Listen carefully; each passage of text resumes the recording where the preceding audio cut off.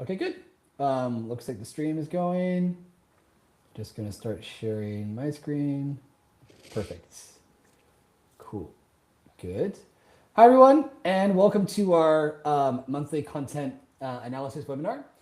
As usual, we are LearnCube. If you are not aware of us, we've been around since 2017, providing training courses all over the world to individuals as well as to groups, and in person and online. But in addition to that, we also analyze a lot of content that's spread across the Kubernetes ecosystem, the different brands that are part of the LearnCube network. So my name is Bart Farrell. I'm the host of Cube FM, also CNCF ambassador. Very happy to be here. I'm joined by my colleague Amit. Amit, who are you? What do you do? Hey, yeah, colleague of Bart's, work with him at LandCube. I work with brands primarily on strategies on how to best engage with the community, kind of content to engage with them, and help them find out how all that stuff's performing. So yeah, nice to be here. Very good. And last but certainly not least, we are joined by Orlin. Orlin, who are you and what do you do? What's up? My name is Orlin. I'm, as you, a CNCF ambassador. Currently, I work at Suse as a principal technology advocate, but many people know me around the community for Project Harbor. I've been doing Harbor as a community manager for the last, 5 years. And for the last year, I've been doing the same job around the K3S project, trying to make the project kind of publicly active again, and then to engage more people and to drive towards incubation. And what else? I'm local chapter CNCF organizer and KCD organizer. So yeah. And also a Chicago Bulls fan. Yeah. Yeah.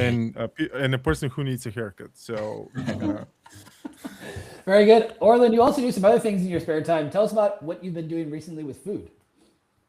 yeah, you know my story. I've been doing food for a while. I used to own 2 restaurants, but now I don't. Right? I mean, it's kind of more on the hobby side, but I'm heavy on baking breads these days. So Cool. maybe my next adventure will be to open a bakery. I don't know, but right now I enjoy spending time in the kitchen baking sourdough breads. And improving on my technique and my recipes. And actually, the thing that I started last year, I make bread for people. Like they're not buying it from me. I'm just baking bread on demand if once someone wants, and yeah, and I ship them the bread for free, just for I'm a fun. person. I have a demand. I would like some bread. So we'll Yeah. speak afterwards. Actually, I've almost my got a sister. great idea for KubeCon Amsterdam. We could have Orlin Bakes as a package, and the smell would waft around the conference floor, bring everyone to the booths. I can see it working. A lot of people actually are asking about that, but it's kind of jokey stuff. But Yeah. We're not on joking. the point, on the point, one of my sisters, she lives in Netherlands in Hague, and I shipped her bread. So it works. It's not the best quality of when it arrives, right? But it's possible. So you don't Okay, know. I like it. I like it. I like Yeah. it a lot. And I'm also happy to announce here, taking advantage of Orlin's food comment, that I have started to make applesauce. And I will also be bringing some to Amsterdam to get your feedback, Orlin, as well as your feedback, Amit. Homemade applesauce with my grandma's recipe. So looking forward to doing that as well.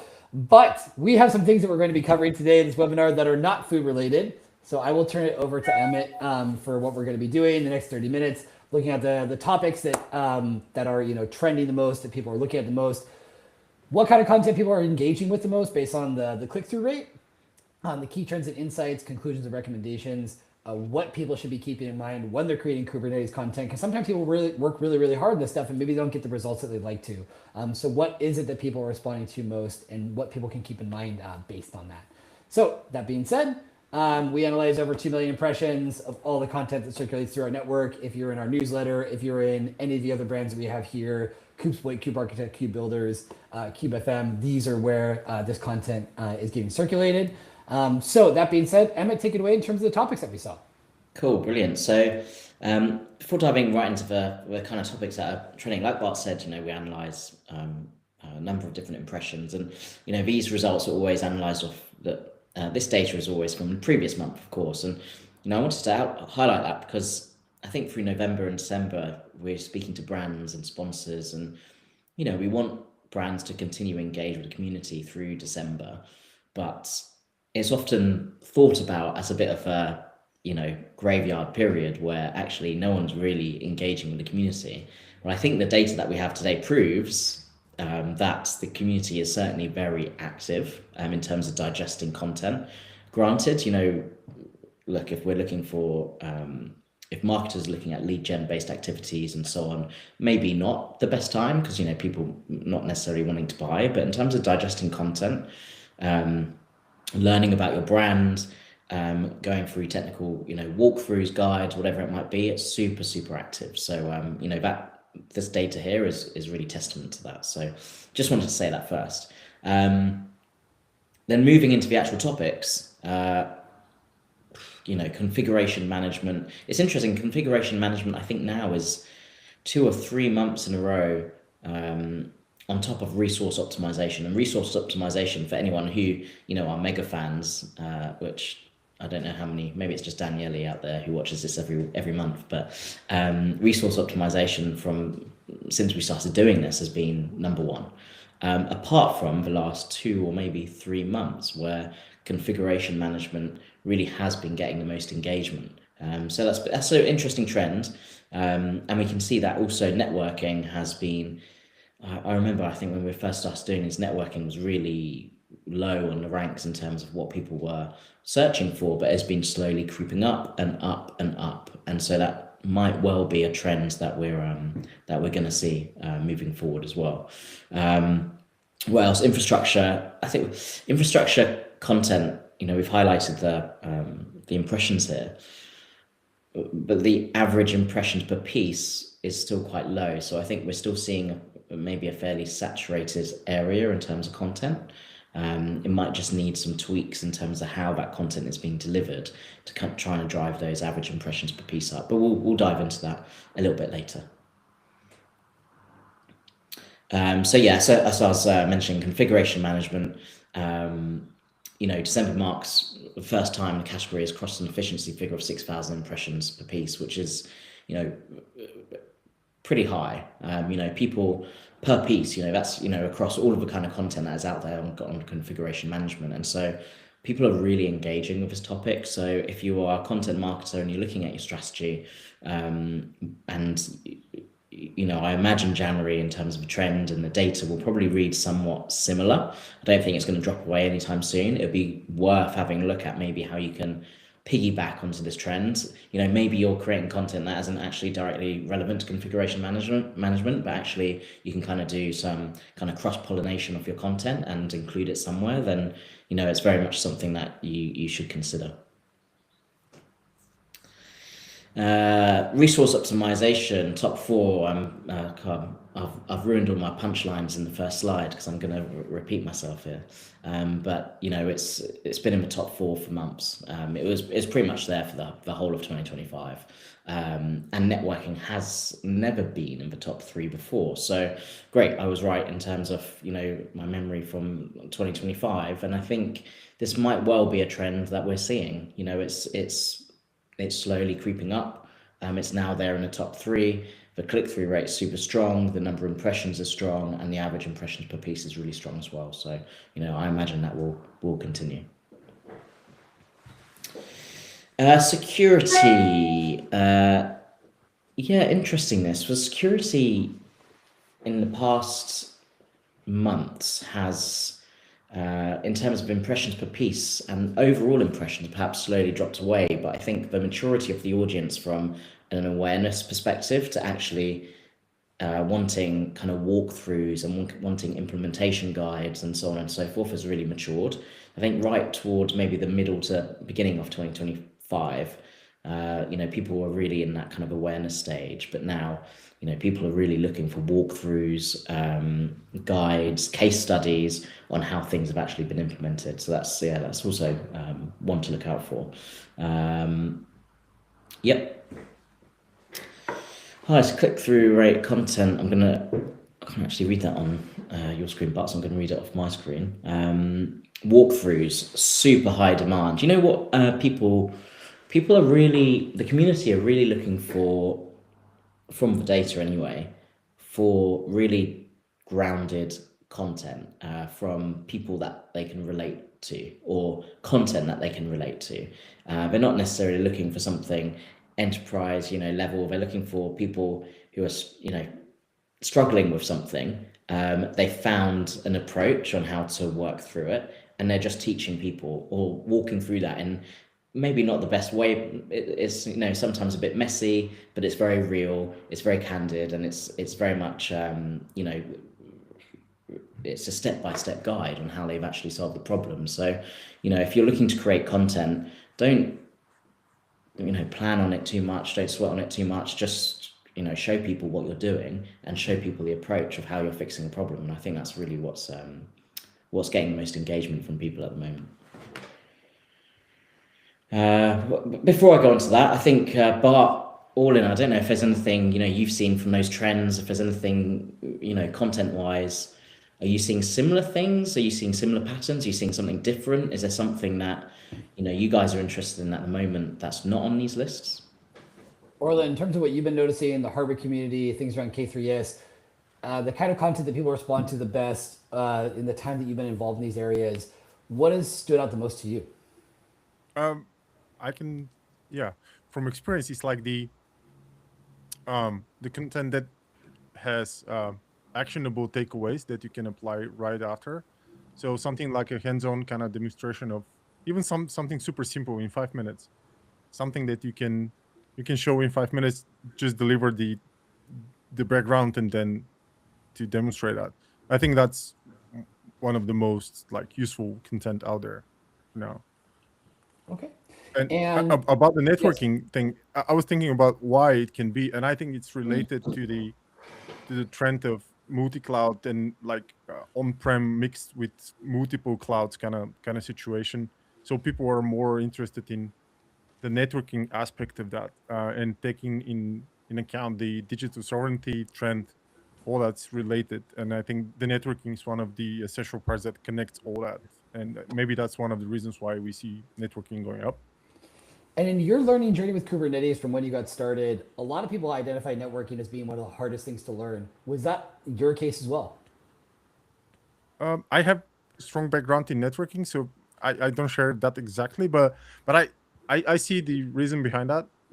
Networking was for a long time very abstracted, and now with Kubernetes, with the CNIs like Cilium or something, it's even more abstracted, and many people are not actually dipping their toes in networking super deep if they don't have the previous experiences like system administrators or system engineers before DevOps was a thing, right?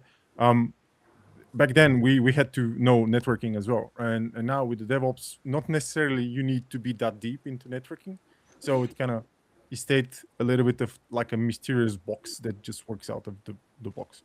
No pun intended, but many boxes to unpack. Now, you mentioned the topic of multi-cloud as well, and why that might lend to the the networking trend. A question that we often ask people at KubeCon when we're doing interviews is, what's easier to learn, surfing or multi-cloud?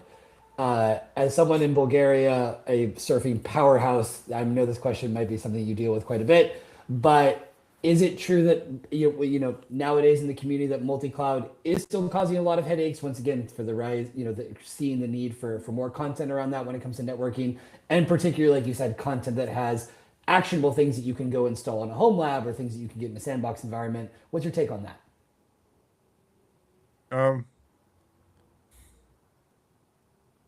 I don't know.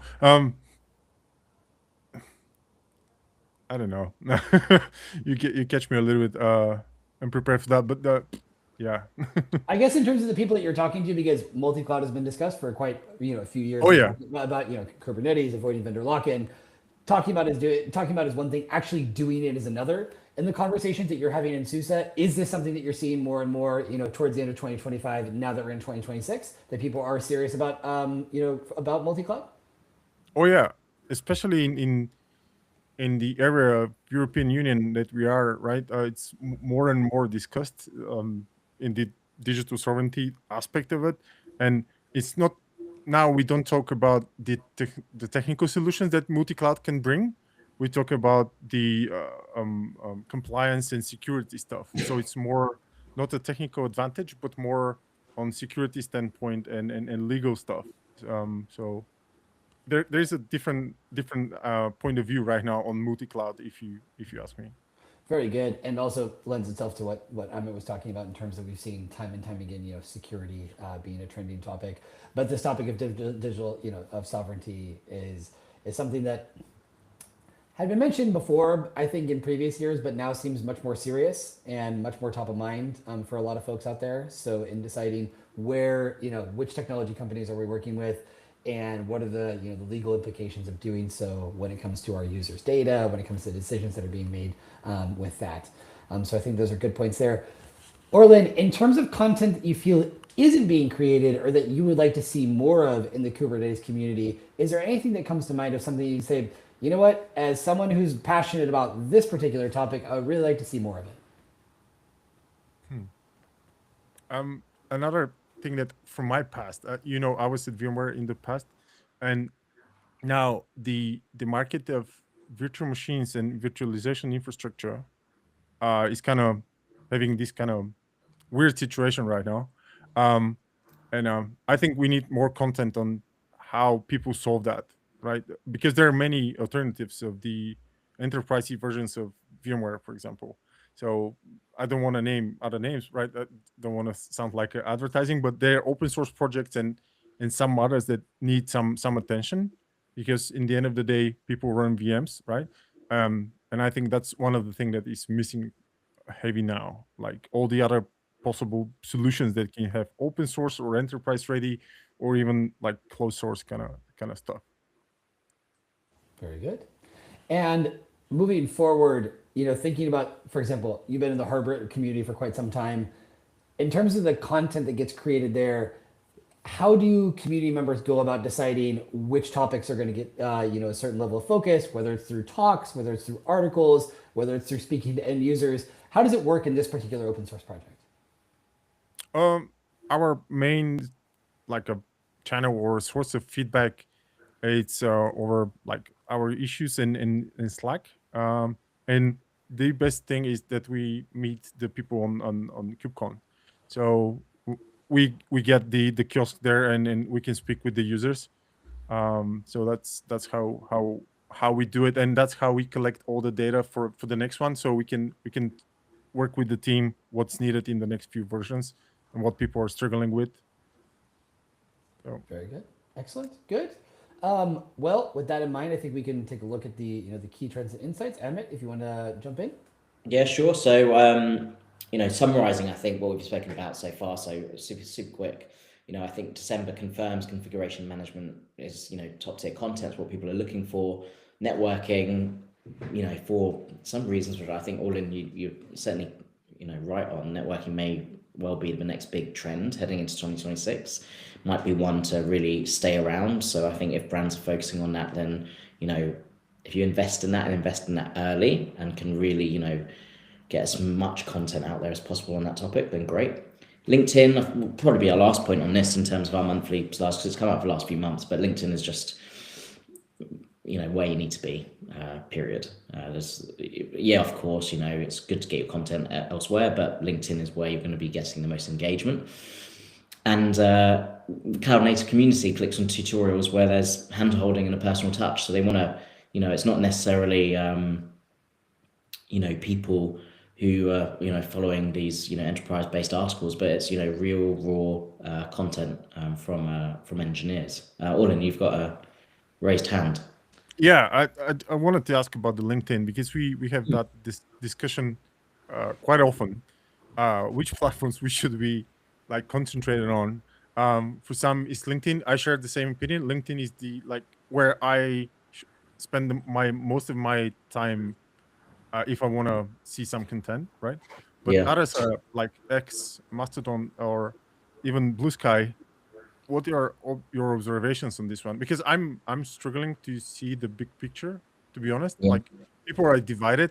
Some are like totally denying X or Twitter.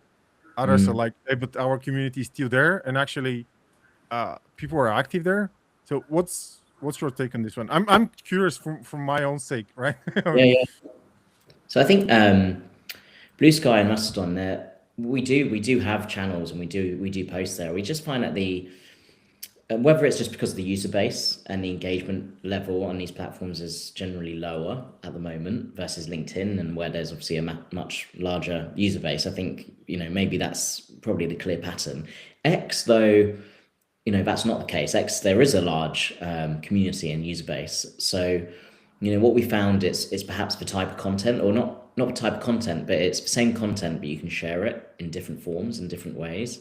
You've probably seen on X where, there'll be threads where perhaps it's less text-based, but you can get more, some copy and a caption, but then some image-based stuff as well. We shared something recently on one of our brands. I think it might have been a Cube Careers, it might have been the jobs report, which was, we create a Cube Careers jobs report, or Vikrant, one of our colleagues, does, that, goes through and analyzes all jobs, and it's a big report. And on LinkedIn, it's great because it's got lots of infographics, it's got text, it's got the data, and so on. Whereas on X, we're then actually saying we're just doing an infographic, and then we're doing short snippets of text. So that is effective, but I think it's more, from what we've seen anyway, in a supporting role, and perhaps more so where, people might see snippets on X, but actually head over to LinkedIn to read the fuller content. And that's really where they're going to be engaging, commenting, and, the brand might get the most value.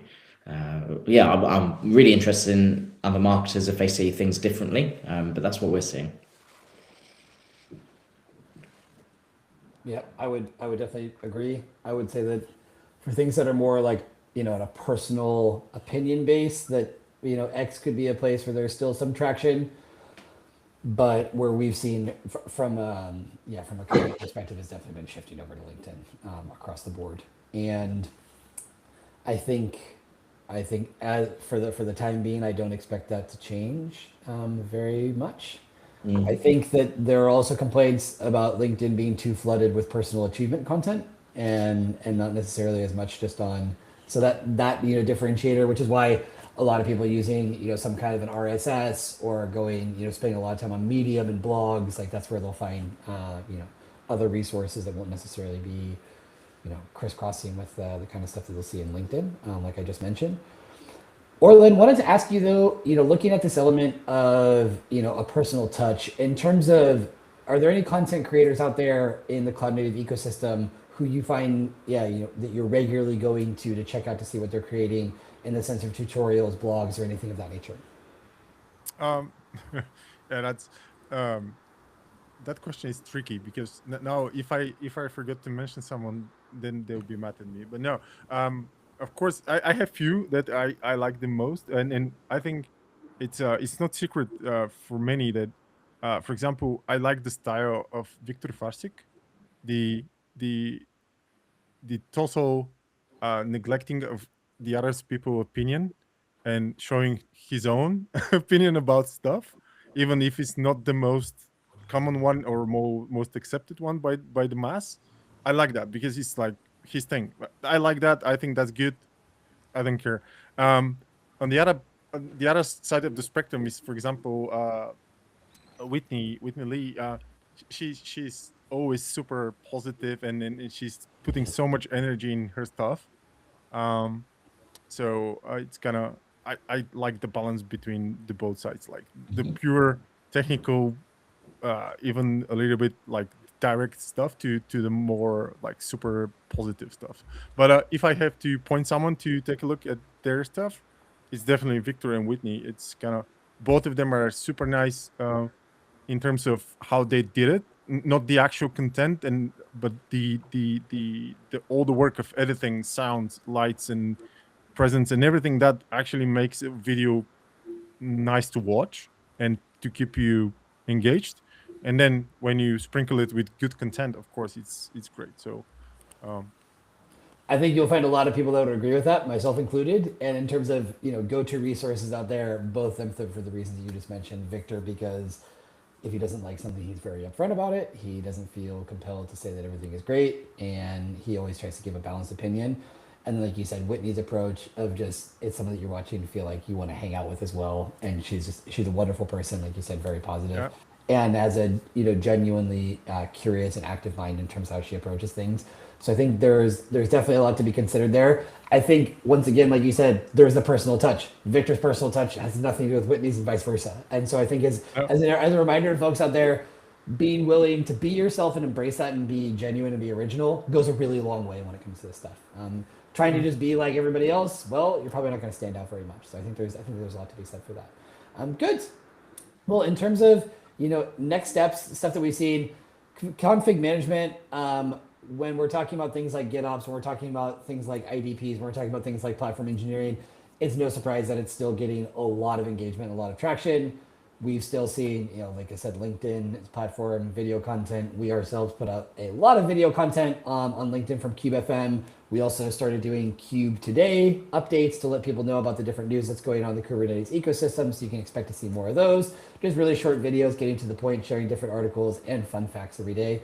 Like, did you know that today, January 28th, is International Lego Day? I think it was in the late 1950s that Lego got started.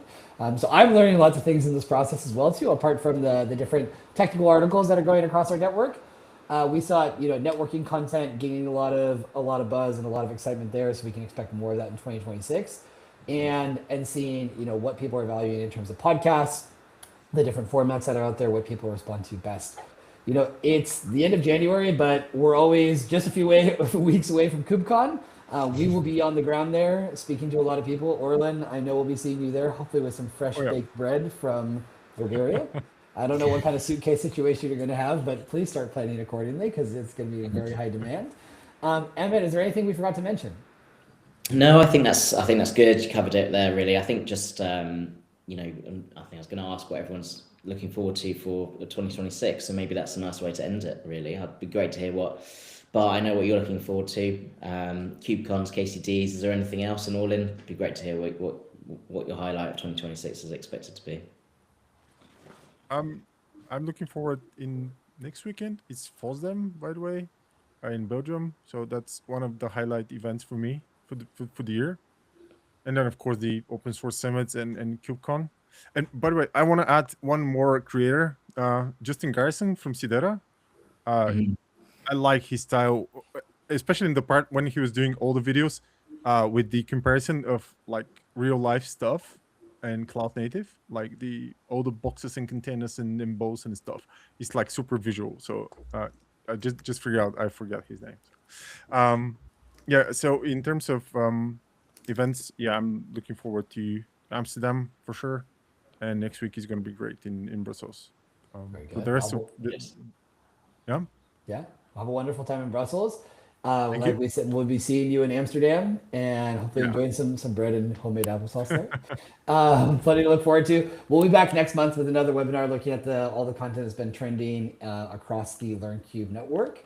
And in the meantime, if you're ever interested in doing one of these with us, if you have something you'd like to share, some insights, some content that you feel should be mentioned, please reach out, let us know. We're easy to access, so we can be found on all major platforms. Orlin, have a wonderful day. Thank you very much. And Thank go you. Bulls. You too. Cheers. Thank you. Bye.